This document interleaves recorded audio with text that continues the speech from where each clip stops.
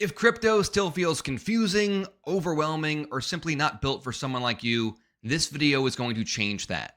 I'm going to explain crypto in plain English, no hype, no tech talk, just a simple explanation that will help you capitalize on this industry. I'm going to help you finally understand what crypto is, why it matters, and why Wall Street and every financial institution in the world is FOMOing in right now as they realize the writing on the wall. Contrary to popular belief, we are still in the first inning of this industry. I'm not here to try to convince you to buy some random coin.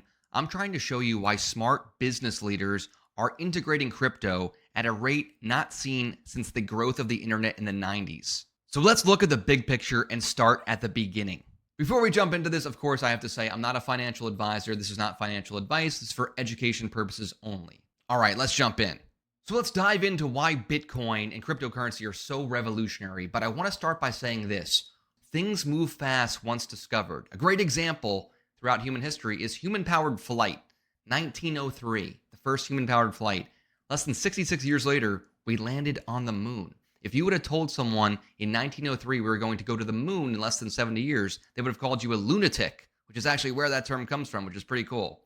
Now, you've probably heard this story. The first known transaction for goods or services using Bitcoin, 10,000 Bitcoin for 2 pizzas. I found the forum post. I highlighted it here. He goes on to say he wants onions, peppers, sausage, etc. There's a picture of the 2 pizzas. They actually don't even look that good, to be totally honest, especially because that was over $1 billion in today's value. Probably want to hold on to that. Now, to understand why Bitcoin's properties are so revolutionary, let's talk about the history of money. Thousands of years ago, we needed a unit of account that we all agreed to. Because bartering made sense. If I had 1 goat, you had 3 swords. But what happens if I only wanted 1 sword? What were we going to do? Chop the goat in thirds? Didn't make any sense. So bartering works to a point, but eventually needed something better. So there's evidence of seashells from 1000 BC, paper money back to 1806, the gold standard. Gold was used previously to this, but this was sort of the gold standard. Credit cards, electronic money, and eventually Bitcoin. Like every technology on planet Earth, things evolve. Right? So commerce has evolved as well. But put yourself back thousands of years ago, money finally exists. Now what? How do you store your money? What are you going to do? Keep it under your mattress? How do you keep it safe? And how do you purchase something if you don't have the full amount? Right? You want to buy a piece of property, but you don't have all that money. What can you do? Well, they invented these things called banks. Probably heard of them. You probably use one. And banks became very big business, which makes sense. They were a trusted middleman. They enabled people to borrow money. They enabled businesses to borrow money. They gave lots of services to people who needed it, and they helped with globalization. So they did a lot of good things. However, they also have done a lot of bad things. Unfortunately, it appears human nature is to be corrupt when you get enough power. I hope that's not the case, but throughout history, it's shown to be the case. There's evidence from the Roman Empire, what happened there with banking institutions colluding with the politicians and causing a lot of problems. Panic of 1837, Panic of 1907, even the 2008 crash, which is more recent history that most of us remember. We've seen this happen time and time again. But that third-party bank was necessary. What were you going to do without it? Right? You had to have a middleman. The merchants didn't want to take on the risk of the consumer. I'll give you an example. My dad would tell a story when he was 8 years old and his parents had run out of money before they got their paycheck. He'd go down to the local market and say, hey, my mom gave me this list, bread, milk, etc. And the guy would literally write down in the book, all right, you owe $8. My grandfather would go pay, a few days later when he got his paycheck. That might work on a very small scale, but that's not going to work for business around the country or the world. Also, the vendors didn't want to take on the risk of the customer. They couldn't. So you needed this third-party bank, this intermediary, to be able to facilitate transactions between the two parties. Hopefully this is all making sense so far.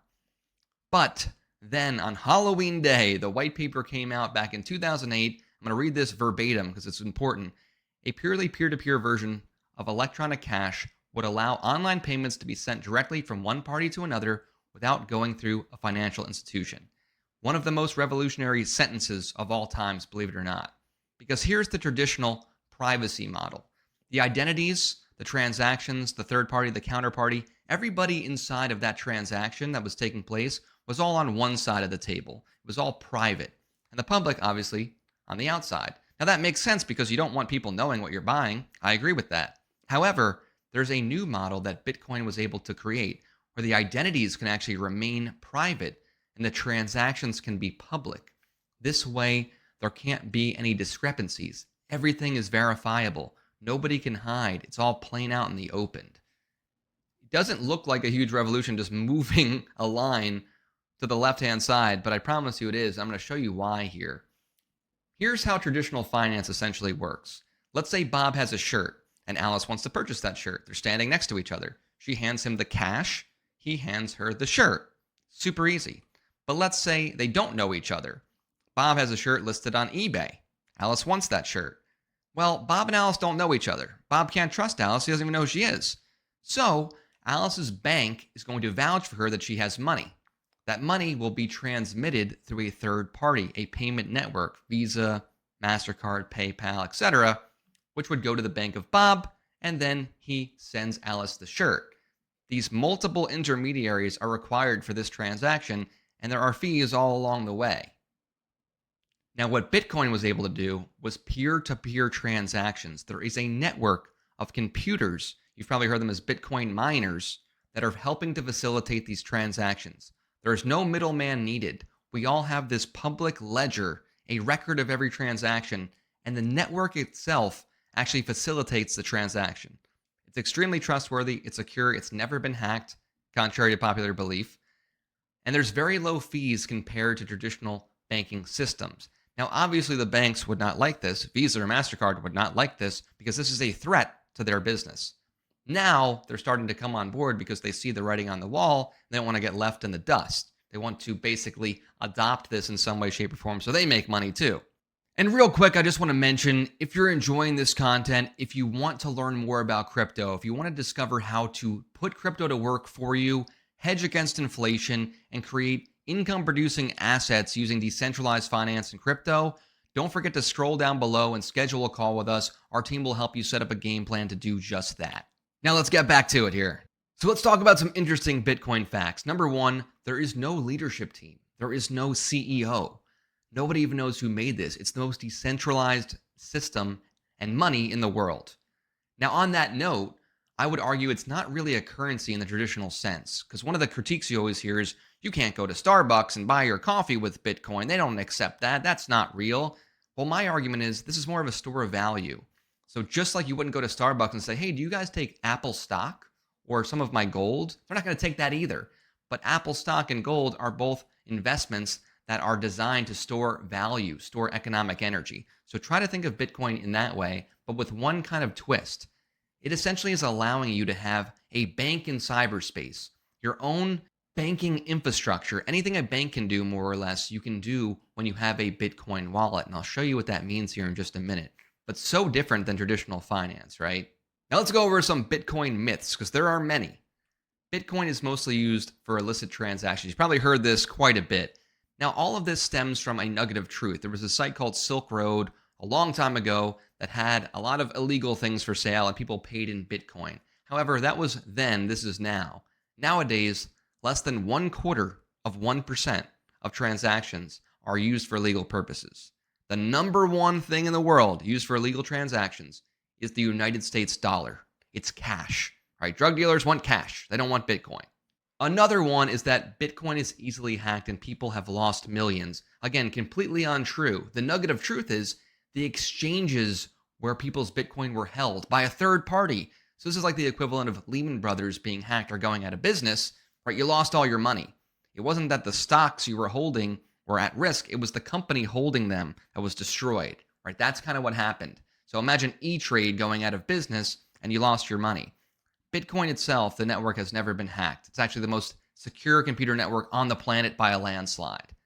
And number three, Bitcoin's bad for the environment. This was a narrative they were pushing really, really hard. The reality is Bitcoin globally uses around the same amount of power as Sweden, the country of Sweden.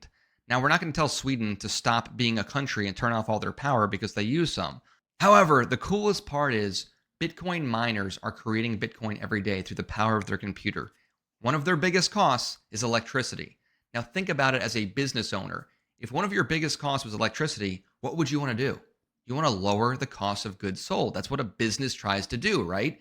So in this case, investing in renewable energy is one of the number one things Bitcoin mining companies do. because they don't want to take on the cost of electricity. They want to lower their cost. Maybe they have altruistic motives and they want to save the planet, but likely they just want to lower the cost of goods sold, which is why they invest heavily in renewable energy. It's about 50% is run on renewable, and that will go up over time. What I'm trying to say is every industry is due for disruption. Every system, every industry eventually gets disrupted. And our fiat monetary system, it's been this way for thousands of years. It is due for a disruption, and I believe it's been disrupted by Bitcoin and blockchain technology. Now let's talk about what the big disruption is, because there's many, but the biggest one in my opinion is transmitting money and processing payments, like we talked about earlier. Payment processing is one of the biggest businesses in the world. Take a look at some of the annual revenue of some of the companies you know and use every day. Billions and billions of dollars. The payment industry is going to be over 2.2 trillion in revenue by 2027. They are paid to move money between parties. That's what's happening. There's a middleman taking a vig every time you move money. Now, another massive issue that I know I always took for granted living in America is Bitcoin helps with the unbanked. The percentage of people that are unbanked in the world is way higher than I would have ever thought. If you want to take a guess, you can guess now. It's about 21% of the world's population is unbanked. And if you look at the underbanked, meaning people that don't really have access to trustworthy banking, it's even higher. So the challenge with living in some of these countries, and I'll show you here, there's no way for these people to access financial instruments like debt, like banking. Any safe infrastructure is non-existent. And their currency is expanding, aka inflating at a rate that is not sustainable. Try to imagine for a second, your job's paying you $80,000 annually. However, 6 months later, the $80,000 you were getting paid is now only worth $40,000. That's what happens when these inflation rates are so high. The money you have is losing its buying power so quickly that there is no way for you to preserve your economic energy. And that's the reality for hundreds of countries throughout the world. Now, I'm in the US, so we have a stronger currency than most. However, we have our own problems. We are not immune to the invisible tax of inflation. I always think of the frog in the boiling water analogy. If you've heard of it, if you boil water, you throw a frog in, they'll jump right out. But if you put the frog in and you slowly crank it up, they'll just boil till they die. That's what inflation does to us. If it goes too fast, we notice. If it goes slow enough, we just accept the fact that our dollar buys less and less and less every day, every year. However, we're now noticing. One of the reasons we're noticing is because we had a massive increase in inflation in a short period of time. This happens throughout all monetary systems throughout human history. I did a lot of research to try to understand why did countries lose their global reserve status over time. So here's a good chart from Swan showing the global reserve currencies over time. Take a look here and see if you notice a trend. Have you figured it out? It's around 100 years or so that each one of these countries had economic dominance over time. And if we look back at the history, feel free to research this yourself, it happened for a number of reasons, right? They lost economic dominance, wars happened oftentimes, political instability, but one of the biggest underlying trends was the debasement and inflation of their currency. That was a huge problem. And if we look at something called the M1 money supply, essentially the amount of money in circulation, we can take a look at how the Fed has printed money over time. We've got 1960, 1970, 1980, 2008. Now take a look at this, 2020. The line is literally straight up. I don't know if you can see that, but it's straight up past my video up here. That's how much money was printed since 2020. It's more than like half the money ever printed was printed in the last 5 years. Now, what happens when that takes place is very detrimental long term. However, on a short time horizon, it creates this temporary high. Remember 2020, 2021? Prices of houses were going through the roof. It wasn't because the appreciation of the asset was happening so rapidly. It was that the currency was inflating, so the purchasing power was reducing. Right? That's part of what happens when you print money. Stock portfolios at all-time high. There was a point when my used car was like worth as much as a new car. It made no sense. Everyone's happy. We're smoking money here. We don't know what to do with it all. However, not soon after, we started to see the effects. the cost of goods was rising. Cost of energy is through the roof. Assets become too expensive for a regular person to buy. And here's one of the biggest challenges. First, take a look at the difference in price here. Hopefully you can see this on the screen. Someone posted this on Reddit, which is great, showing what they paid in 2022 versus 2024 for the same item. I'll give you just a couple examples. The bread, $1.98, 2024, it was $3.84. Orange juice, 2022, $1.74, 2024, $3.98.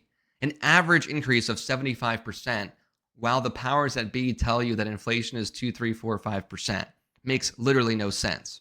Right? The inflation rate that they describe is a cherry-picked basket of goods and services to try to make you feel it's not as bad as it is, but we all buy things. So like no one's tricking us. We understand what we're paying here, right? And that brings me to one of the biggest historical problems that takes place when you debase the currency. You've heard the expression, the rich get richer, the poor get poorer, but the reason for that is very interesting. First off, rich people own assets. They own the real estate. They own stocks. They own companies. And the assets appreciate during these inflationary periods. The inflation doesn't just manifest in the goods and services, it manifests in the assets. We've been taught to call that appreciation, that it's a good thing. And of course, it is a good thing for assets to appreciate, but sometimes, or part of that, I should say, is because of the inflation of the currency.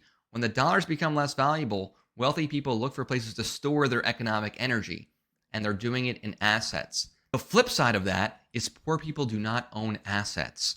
So you've probably heard the American dream is dead because most people coming up in their lives can no longer afford to purchase a home.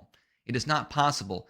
They would have to get a raise so quickly to outpace the increase of the cost of the home. It can't happen at its current rates. So it's leaving people feeling very frustrated that they feel like they're doing all the right things. They're doing what they were told. They're going to college. They're getting an education, and they're never going to be able to afford their own home. However, Bitcoin is the only deflationary asset, I would argue, on planet Earth. It is capped. 21 million total. There will never be more. You get asked all the time, what do you mean there'll never be more? That can't happen. They can definitely make more. There is no them, right? There is no centralized party that can make more. It's almost as if there were rules to a game established before everyone was going to play, and everyone agreed to the rules up front. The rules cannot be changed mid-game. Try to think of it as Manhattan. There's only so much land in Manhattan. No matter how much you want, you can't make more land. That's very similar to how Bitcoin's mathematical deflationary mechanism works. And what's so cool is there are all these things called halving events, where every 4 years the supply gets cut in half. The new supply, I should say, gets cut in half. I'll show you what that means in a visual here. Now that said, we've mined nearly 20 million of the 21 million coins in the first 17 years of Bitcoin's existence. So I'll give you another chance to guess to yourself, obviously, when will we mine the last coin? Most people say, 5 years, 10 years, 15 years. It's expected and estimated it will be around the year 2140, another 115 years. Now your brain says, how is that possible? It doesn't make any sense. Well, I'll show you why it makes sense. The halving events cut the supply of new Bitcoin in half. So imagine you owned a gold mine, and every 4 years they came to you and said, hey, you're only allowed to produce half as much gold out of this mine. What would you do? The only logical thing as a business, you would have to charge more for that gold. The new gold being produced, you'd have to charge more for it. And here's the example. The first halving was in 2012. So at that time, across the world, about 7,200 new Bitcoin per day could be created. After that date, only 3,600. Second halving in 2016, it went from 3,600 to 1,800. May 11th, 2020, 1,800 to 900. Here's where we are now. The halving happened last April, went to 450, and soon, before you know it, we'll be at 225. So because of this deflationary mechanism, it becomes harder and harder to make more Bitcoin. Bitcoin becomes more and more scarce over time. And this is a slide from Michael Saylor's presentation that I really like. It's showing where we are now and where we're going to be over 10 years. Essentially, because we'll go through 2 more halving events in that time period, we're going to get to basically 99% of all the Bitcoin. And over the next 106 years, the entire planet will have to fight over the remaining 200,000 Bitcoin. Now that's new Bitcoin. Of course, there will always be sellers. There's always buyers and sellers of any asset on planet Earth. So people will, of course, sell it. But likely As it gets more scarce, they're going to want a higher and higher price for that same asset. Hopefully that's making sense. Now, another thing you hear is that I missed the boat. It's too late. I should have bought earlier. Well, let me show you the breakdown of Bitcoin addresses. What's cool here is every address is public. We don't know the person behind the address, but we can see the addresses. And if you look here, only about 1.86% of addresses own more than one Bitcoin. And the reality is many people who are in Bitcoin have multiple addresses. So you're probably talking about less than 1.5% of all Bitcoin holders have one total coin. And that's of Bitcoin holders. Across the planet, if you're able to accumulate even a fraction of a Bitcoin, you're going to be in the top 1% of the planet or 0.5% of the planet. People always say it's only the top 1% that gets wealthy. Well, if you accumulate Bitcoin, you're going to be in the 0.001%. The historical performance of Bitcoin is nothing short of miraculous. However, since there's these 4-year cycles, you can see that Bitcoin has been the best performing asset of 11 of the past 14 years on record. Best for 3, worst for 1. This chart's showing Bitcoin against all the other assets that you could potentially invest in: gold, REITs, bonds, equities, etc. Best for 3, worst for 1. Best for 3, worst for 1. Best for 2, and now we're in 2025. I canceled that out because the year to date ended up being 125%. And you can see by that chart, it's not all sunshine and rainbows. There have been monumental crashes and pullbacks on Bitcoin that scares traditional finance. And rightfully so, they don't understand it. You can see these drawdowns are sometimes as high as 87%. Over a short time horizon, I am totally in agreement that Bitcoin is a terrible store of value on a short time horizon. However, on a long time horizon, it has proven to be the best store of value. And even though he doesn't believe in Bitcoin, he's got a great quote, Warren Buffett. There's a difference between volatility and risk, and I believe that wholeheartedly. And I'm not the only one who thinks so. Check out the prediction from Van Eck. The bottom here is the base case, $3 million a coin they believe Bitcoin will be by 2050. They have the bear case at a ridiculous 130,000, which Bitcoin's almost at that now, so that seems hard to believe. And their bull case is $52 million per coin. This is Van Eck. This is not some rinky-dink operation off the streets.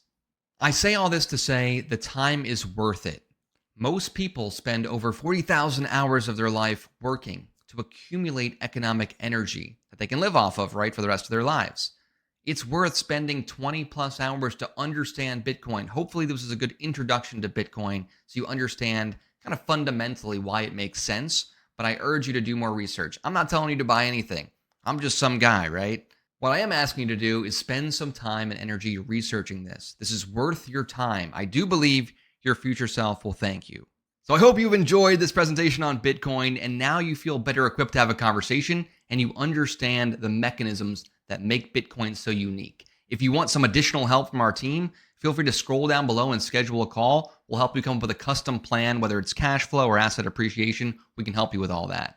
Also, don't forget to like and subscribe because I'll be dropping more videos like this and more intricate videos on decentralized finance, which is the next stage of crypto. And thanks for watching.